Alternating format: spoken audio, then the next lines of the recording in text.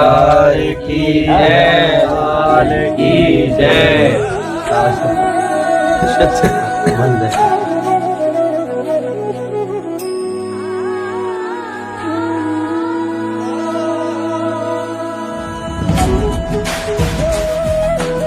ये बुलाएंगे, मैं बुलाने वाला कौन? 10 बार हम भगवान की प्राप्ति कर सकते हैं अलग अलग तरीकों से। 10 बार। सारी उम्र हम सुख सुविधाओं का सामान दरवाजों के रास्ते से भीतर लाने का जतन करते रहे, पर न जाने कब सारी उम्र खिड़कियों के रास्ते बाहर निकल गई।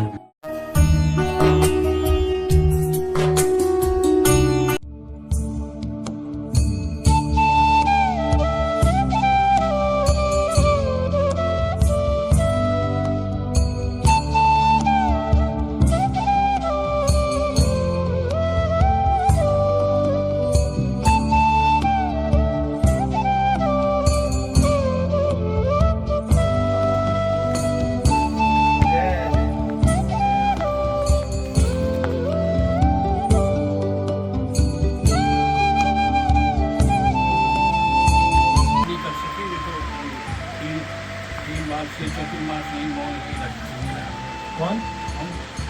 इसमें इसको क्या है?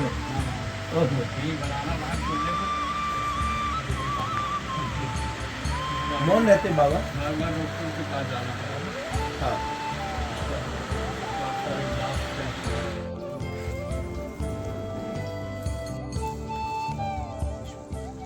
हरि ब्रजराज कुंवर पर कीरते कुंवरी, ब्रजराज कुंवर पर ठाड़े जमुना तीर,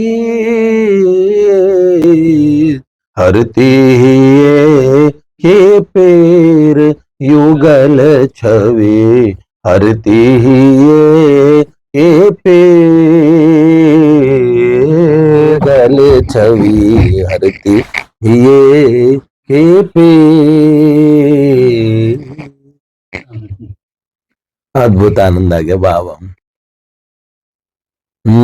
प्रिया प्रियतम की जय जय जय, प्रिया प्रियतम की जय जय जय, प्रिया प्रियतम की जय जय जय, प्रिया प्रियतम की जय जय जय, राधा रानी की जय जय जय, श्याम सुंदर की जय जय जय, राधा रानी की जय जय जय, श्याम सुंदर की जय जय जय जय जय। तीनों लोकन पे न्यारी राधा रानी हमारी, तीनों लोकन ते न्यारी राधा रानी हमारी, राधा रानी हमारी महारानी हमारी, रानी हमारी महारानी हमारी, तीनों लोकन ते न्यारी राधा रानी हमारी, तीनों लोकन ते न्यारी। तो शयन आरती होगी या शयन अब शयन करेंगे? इसके बाद तो चेंज करेंगे पोशाक की। हाँ। नाइट ड्रेस पहन के फिर दूध पिला। अच्छा, तो खाना आना होगा ना आपका, तो इसी जी की जरूरत। ये बुलाएंगे, मैं बुलाने वाला कौन हूँ? ऐसा ही है? मैंने कहा ना वही वो प्रसन्न होंगी। सैचुरी को आज आपने क्या बोला? ये प्रसन्न, आप ये प्रसन्न होंगी। मैंने कहा चलो अभी चलेगा, प्रसन्न होंगी ना। बाबा ने कहा स्वप्न से मुक्त क्या, चलो श्री जी प्रसन्न हो। हाँ, आपका तो अद्भुत। अद्भुत। श्री ठाकुर जी गोपाल जी, ये इनकी सखा है, ये नवनीत चाय नहीं नहीं ठाकुर जी को तो नहीं छावा। अरे अच्छा, मैं कुछ भी नहीं लाया बाबा, आपके लिए प्रसादी माला लाया। युगल सरकार के लेके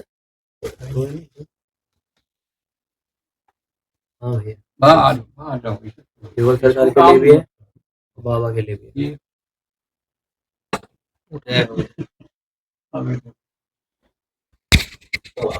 आप भी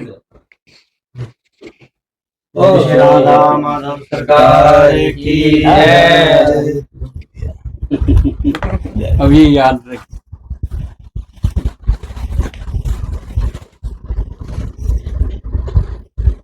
लाडली लाल की जय। शत वंदन आपके श्री चरणों में करते हैं।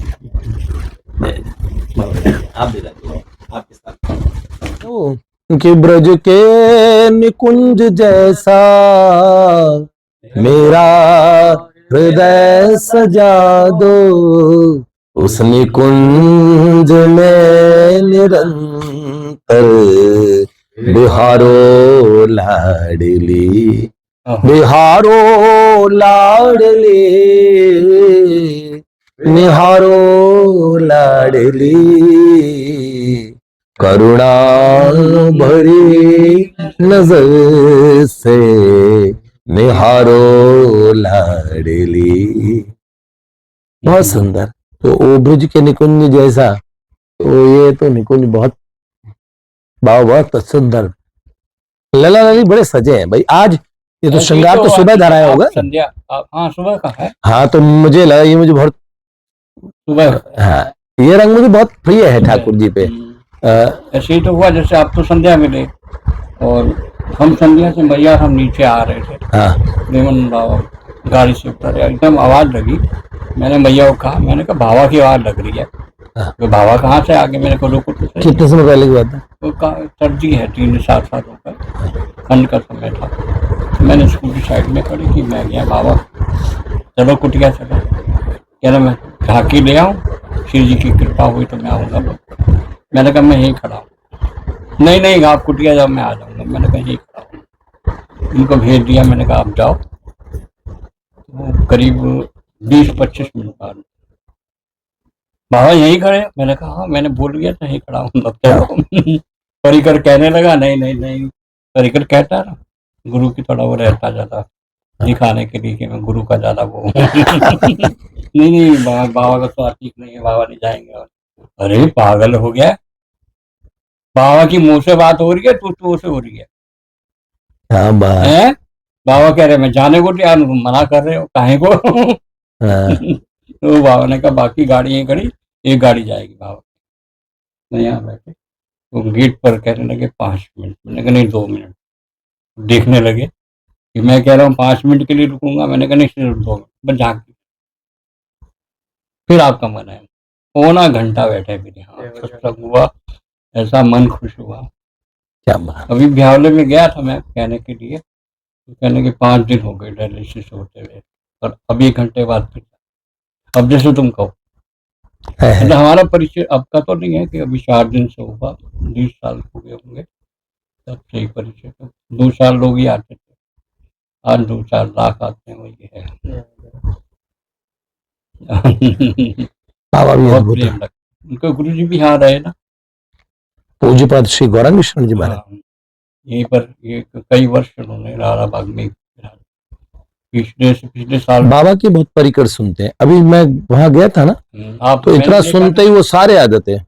मैं वृंदावन जाता हूँ तो वो जितने परिकर उनके निकटस्थ हैं सारे आते हैं। अभी आ गए थे सारे, फिर उन्होंने कहा आप चलिए, वो पूज्य बड़े महाराज जी के पास चलिए। फिर बहुत है ना, उनके दर्शन नहीं हुए मुझे आज तक, कभी मैंने रूबरू उनके दर्शन नहीं किया। मैं तो इनको अभी कहने वृंदावन जाना है 2-3 दिन के लिए। मैंने कहा चलो शाम को छोड़ आता हूँ। गाड़ी से हम छोड़ने गए तो शाम का समय के बड़े बाबा के पास ले चल। अच्छा। मैं इनको अंदर एंट्री कराई, बाहर से प्रणाम करने लगा तो देख लिया उन्होंने, ज्यादा बोलते नहीं है। मैंने कहा बाबा झांकी करने आया था, आपकी झांकी हो गई और भैया को यहाँ रहेगी आपके पास, मैं जा रहा हूँ, सेवा है, प्रसाद पा के जाना। मैंने 5 को बहुत सरल, ऐसे सरल संत नहीं है वृंदावन में इतने हुए हैं। तभी बाबा जैसे शिष्य हुए उनके, बहुत बहुत सरल। मुझसे बोलती 1000 लोग आएंगे शायद, एक हाथ से किससे बात करिए तो करिए। ऐसा है, अपने आनंद में रहना हर पल ये रहता है। ब्रज तो संतों का है, विलक्षण संत। विनोद बाबा मुकुट है बरसाने के, और पंख है, ठाकुर जी, जो स्थिति है इनकी, रमेश बाबा इनकी, पूज्य रमेश बाबा सर कह रहे और छुपे भी है, बहुत छुपे हुए संत है यहाँ पर। ठीक है, स्वरूप पे नहीं होता, भर के देते भर के देते हैं। समझ रहा हूँ बरसाने मैं। का। बाबा की विग्रह वाली चलता रंगोली थी।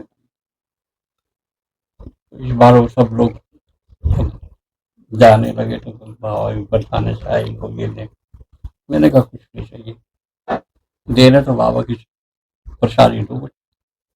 तो इस बार उन्होंने दिया, आपको दर्शन करा दो। कहाँ से बाबा? नहीं, राजा बाबा प्रसादी किन्होंने दी?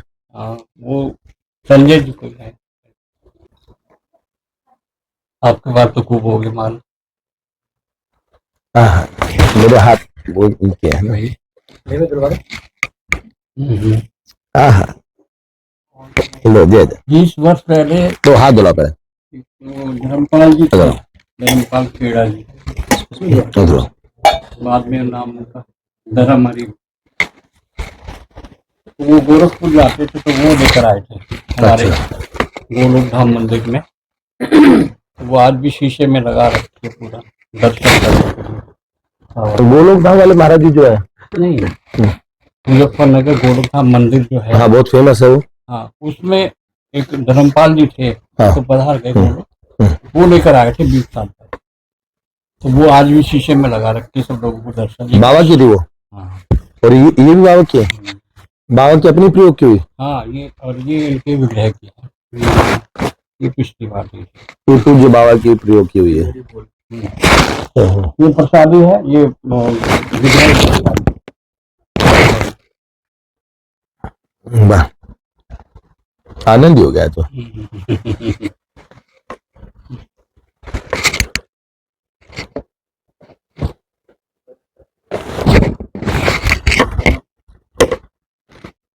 हाँ, लो।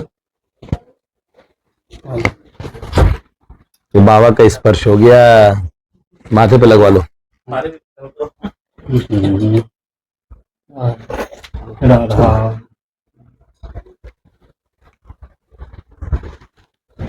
बाबा के हाथ से ही बाबा का दो। हाँ, ये ना।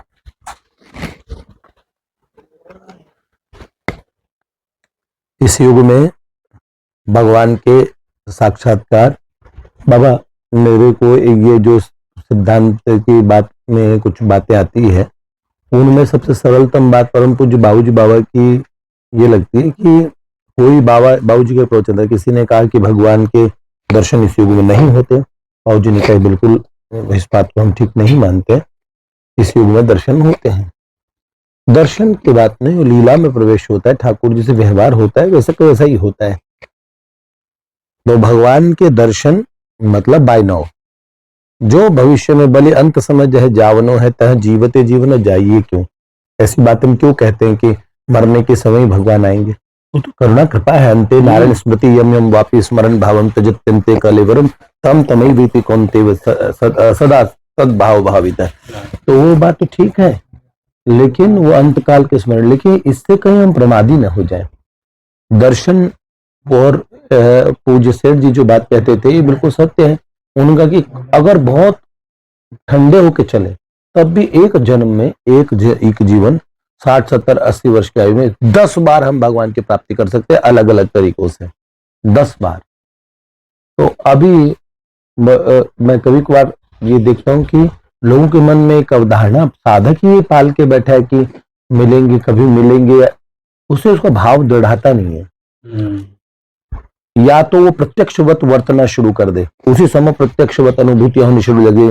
जैसे हम प्रिया प्रीतम प्रियालाल की सेवा करते हैं, तो ये माध्यम है सेवा का, एक तो माध्यम मान के कर रहे हैं, तो हम दूरी कर रहे, प्रियालाल प्रत्यक्ष में ही सेवा ले रहे हैं, वही प्रत्यक्ष व्यवहार होना शुरू होता है, संभाषण होना शुरू होता है, अनुभूतियां होनी शुरू होती है।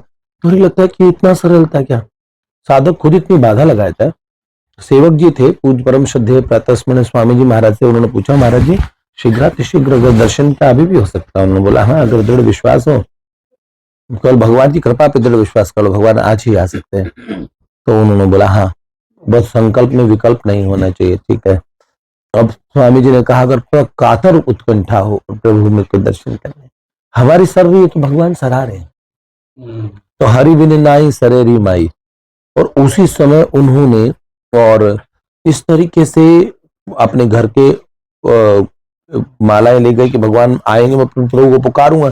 सच्चे पुकार भगवान सुनते हैं। जो प्रेम की पीड़ा है ना, संसार की कामना नहीं है भक्ति, कामना तो उसको तो प्रियालाल की है।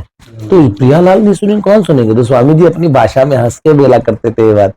तो उन्होंने बोला आज ही अगर उत्कंठा हो तो आज ही मिल सकते हैं, तो जीवित रहूंगा तब तक ऐसे सरल तरीके निकालूंगा कि जीव जल्द से जल्द भगवान को कैसे पाए। स्वामी जी का यही आविष्कार उनके मन की खोज थी। अब स्वामी जी ने उनको कहा, सेवक जी पूरे दम मान के बैठ गए, बड़े सरल हृदय साधु थे। कुंडा बंद किया, गोरखपुर गए हुए थे स्वामी जी का, वहीं सत्संग कुटिया में दरवाजा बंद किया और वो माला वगैरह सब लेके प्रसादी सिद्ध करके भगवान को भोग धराऊंगा, ये करूंगा, आप प्रभु आप आओ मेरी सरेगी नहीं। फिर उन्होंने कि वो एक उत्कंठा का एक स्तर होता है, और ये मत सोचना नहीं आएंगे, ये सोच रहे आएंगे। तो फिर उनकी जो व्याकुलता बढ़ी, उसी समय उन्होंने देखा कि महाप्रकाश शून्य में से प्रस्फुटित होना शुरू हुआ, और महाप्रकाश शुरू हुआ और उसका सुगंध का ऐसा आनंद की लहरियां, आनंद लहरियों में अचानक लगा कि मूलाधार से कुंडली जागृत होके ब्रह्मरंध्र तक शरीर में स्पंदन, और सब भीतर और बाहर तक का, मन से लेके बाहर तक का जगत जगमगाने लगा। और भगवान प्रकट उस प्रकाश से एक मन की धारा कहां से गिराती है, तभी आया। आज सुबह सुनी, अभी प्रभु को पुकारा, अभी आने शुरू हो गए, पर भगवान तो इतनी जल्दी नहीं आते, वो तो बड़ी साधना के बाद में, और वैसे आते तो हमने तो सुना था बड़े बड़े संत साधना कर रहे हैं, जप कर रहे हैं, माला कर रहे हैं, तप करते हैं, ऋषि मुनि योग योग ध्यान करते हैं, इतनी जल्दी कैसे आ गए? जैसे ही ये सोचा तुरंत वो महाप्रकाश लीन शुरू हुआ, वो स्थिति वापस नॉर्मल होनी शुरू हुई, तुरंत का तुरंत सुगंध का लोप हो गया, तुरंत वो कक्ष वही वो सब दिखने लगा।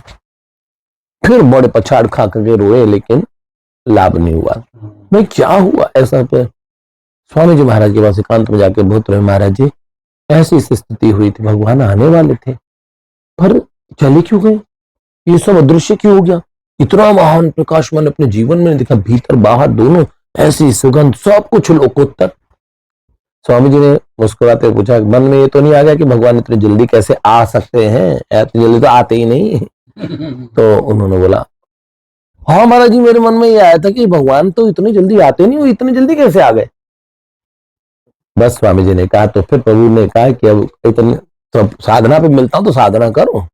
भक्त सोचता है कि एक दिन ऐसा समय आएगा मैं प्रभु को पाऊंगा, वो समय आएगा, बुरी बात नहीं है, अच्छी बात नहीं है, लेकिन इस बात का केवल अपने लिए एक ढाल की तरह प्रयोग ना करें।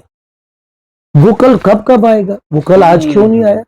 दिवाली होली निकले जा रही है, आयु पे आयु निकले चले जात मना दिन छिन छिना, रघुबीर बिना सब व्यर्थ गवावे, तनी सोच ही बिनु राम सिए, बितिए कितने तो है लाज न आवे, संत मिले सत्संग मिले, श्री गंग मिली क्यों जन्म न सावे, छाड़ के आस सबे जग की मन जान की जीवन के गुण गावे। तो बात यह है कि क्षण क्षण प्रतिक्षण तूर्णम यतीत न पते दिनु मृत्यु यावन। तो ये बात है कि अनुभूति के बिना और एक वास्तविक, देखिए आनंद तो भगवत वार्ता में मिलता है, ऐसे भी कोई संतों का संग भर करने लगे, जब करने लगे, धीरे धीरे माला का और नाम का जैसे जैसे पसारा और नस नस में व्याप्त होगा, सुख मिलने लगेगा। भजन में भी आनंद अलग है, भजन मार्ग का सुख, लेकिन जिस वास्तविक आनंद की उपलब्धि, नंद घर आनंद भयो, है ना, जो हृदय आनंद भर बोलो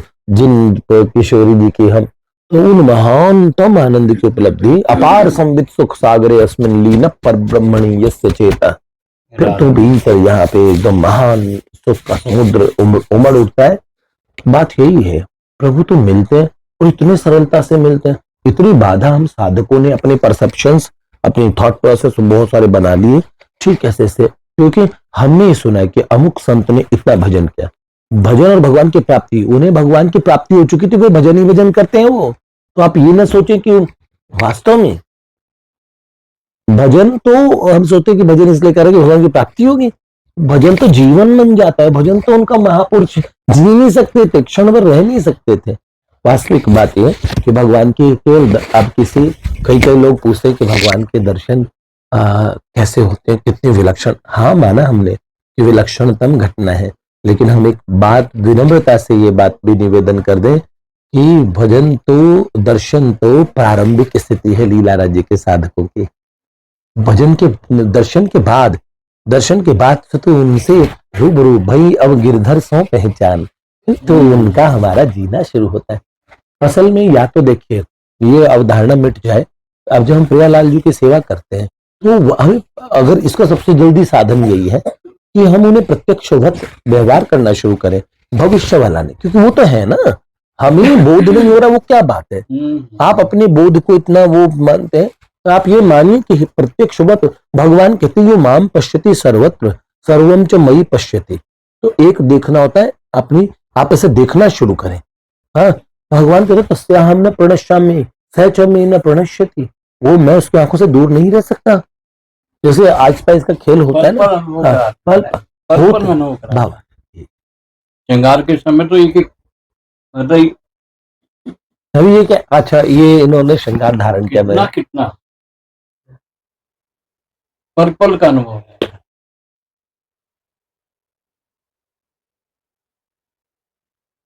इनका सुखपूर्वक विराजना यहाँ बताता कि ये कैसे एकदम अपना महामधुर और निकुंज मंडप में किस वेदी में विराजित है प्रियालाल, तो कितने सुखी हैं।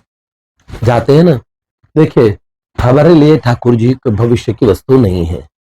जीवन में अभी एक बात ये सोच ली, इन बालकों को कैसे इस जीवन के अंदर में इनको ऐसा वाला अनुभव, जैसे भैया को देखने कभी संदेह होता है भैया बैठे, अब ऐसी प्राप्ति होगी तो इस जीवन काल में। बहुत पहले मेरे मन के अंदर में ये बात चला करती थी कि भगवान का और कोई चीज नहीं हुई तो मैं सच सच लोगों को बता दूंगा, देखो अपना समय मत बर्बाद करो इस राज्य में आके समय, थोड़े कहीं कहीं खुदा मिला न बिसाले सनम, न इधर के रहे न उधर के रहे सनम, संग चाहिए। फिर एक ऐसी चीज समझ में आती है कि जो विलक्षणतम चीज की प्राप्ति है। भैया जी आंख ऊपर मुंह देखते हुए दौड़े चले जाओगे तो भी जमीन पे गिरोगे नहीं, आंख नीच के भगे चले जाओगे तो आपका एक्सीडेंट नहीं हो सकता, कभी नुकसान हो ही नहीं सकता, नफाई नफाई जिस मार्ग में हम लोग चल रहे हैं।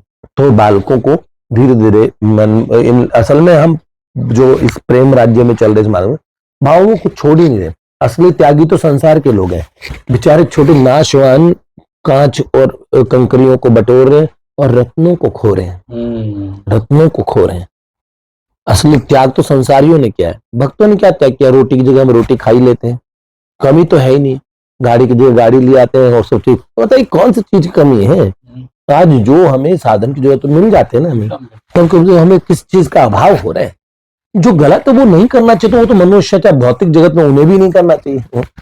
केवल गलत का त्याग किया, बाकी सही में आप मुझे बताइए, सम्यक हर चीज मिल रही है प्रियालाल की कृपा से। फिर हमने वास्तविक हमने ग्रहण किया है, क्योंकि जिन लोगों के पीछे लोग भाग रहे वो चीज उनके पास रहेगी ही नहीं। जो सदा शाश्वत रहने वाला है उसका त्याग कर दिया जिन्होंने, वो है त्यागी। हमने तो पकड़ लिया परम धन को, परम धन को पकड़ा तो धनी बन के यहाँ से लोग कहते साथ लेके क्या जाओगे, खूब लेके जाएंगे साथ, चिंता न करो, भर भर के साथ ले जाए, यहीं से लूट के ले जा रहे। गीता भवन से सेठ जी ऐसे निकले, अरे भैया लूट मची कलयुग में लूट मची है। अरे भैया हाँ, कहने लगे जिस देह में जिस मोल पे नश्वर मिल रहा है उसी मोल पे शाश्वत प्रभु मिलते हैं, उसी मोल पे। ये अपना ऐसा अल्पायु का समय, अपना मन बुद्धि चित्त अहंकार मैला सा हम संसार में लाके संसारों कमाते, पर संसार सारी उम्र हम सुख सुविधाओं का सामान दरवाजों के रास्ते से भीतर लाने का जतन करते रहे, पर न जाने कब सारी उम्र खिड़कियों के रास्ते बाहर निकल गई। सामान इकट्ठा किया, अब मैं सेटल्ड, अब लगा उम्र हो गई, आप रिटायर हो गए, अब किडनी खराब हो गई है, आपको एक कैंसर है, आपको भाई राम मैंने इतना सब कुछ बंगला वंगला सब कुछ बनाया और मैं पूरी सुख सुविधाएं इकट्ठी की, मैं जाने वाला हूं। तो ये जीवन की असली फलसफा है। पर भक्त ने तब तक इतना कमा लिया होता है, यहाँ थोड़ा अभाव रह भी जाए पर वो ज्यादा शिकायती नहीं होता। थोड़ा बहुत प्रियालाल से जरूर कहता है ऐसा हो जाता तो अच्छा होता, बच्चों का यहाँ सेटल हुआ तो। माँ बाप अगर गृहस्थ है तो माँ बाप होने से ऐसे भाव स्वाभाविक आ जाते हैं। मैं भी बाबा की एक बात थी, बाबा वो कहते थे, परम पूज्य गीता वाटिका वाले अपने बाबा सरकार, तो बाबा सरकार कहते थे बात निष्काम सकाम की नहीं है, बात भगवान से संबंध की है, संबंध गहरा हो। श्री चैतन्य महाप्रभु जी कहते हैं ना, वो चैतन्य चरितामृत में आता है कि अन्य कामी यदि कौरे कृष्ण भजन है, नहीं मांगे कृष्ण देर तारे स्वचरण, नहीं मांगे कृष्ण देर तारे स्वचरण, कृष्ण कहे है क्या आमी विज्ञ ए बड़ मूर्ख, अमृत छाड़ मांगे विषय सुख। मेरा भजन करके वो क्या चाहता है, विषय सुख मांगता, अमृत को छोड़ रहे हैं। तो आमी विज्ञ यही मूर्ख विषय कहने दिए, तो स्वचरणामृत दिए और विषय भुलाए। भगवान कहते हैं कि मैं उसे ऐसा सुख देता हूं, तो अन्य कामी भी यदि कृष्ण भजन करता है कोई भी, तो भगवान एक दिन थोड़ी थोड़ी चीजें आवश्यकता अनुसार देते भी रहते हैं। हमेशा ऐसा नहीं कि भगवत के भक्त के बाद वैभव का लोप होता है। अच्छे अच्छे भगवान की कृपा से आराम से साधन संपन्न जीवन जी के भक्त निकल जाते हैं।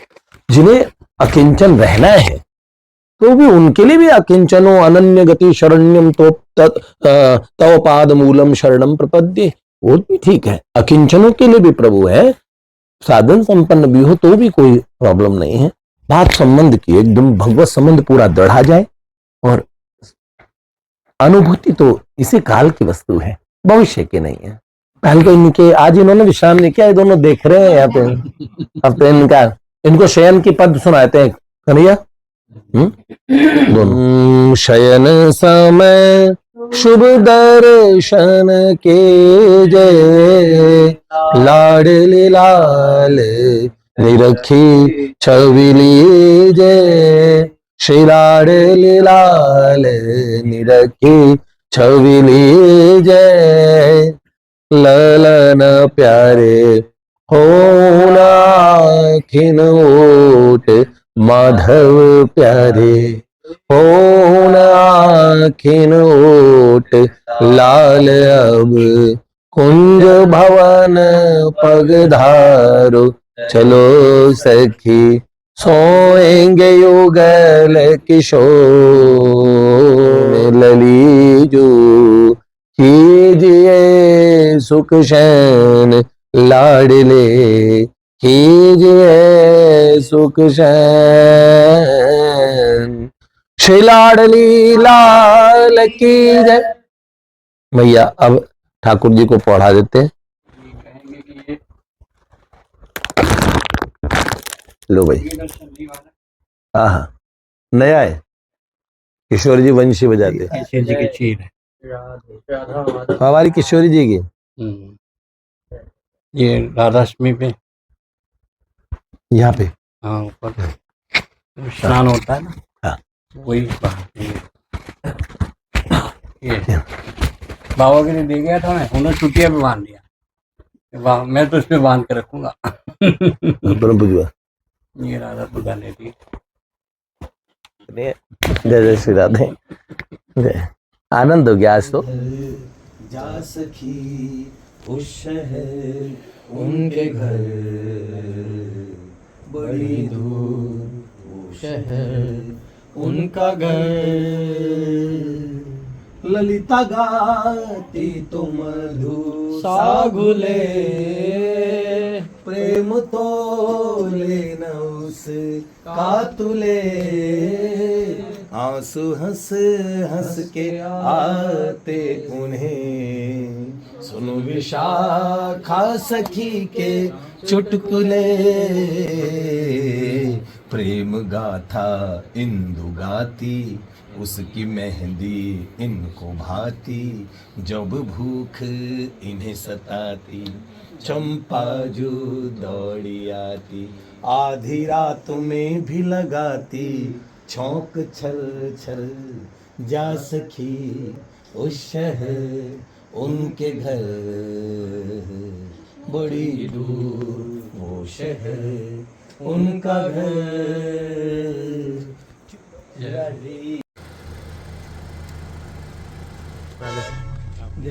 जय राधे जय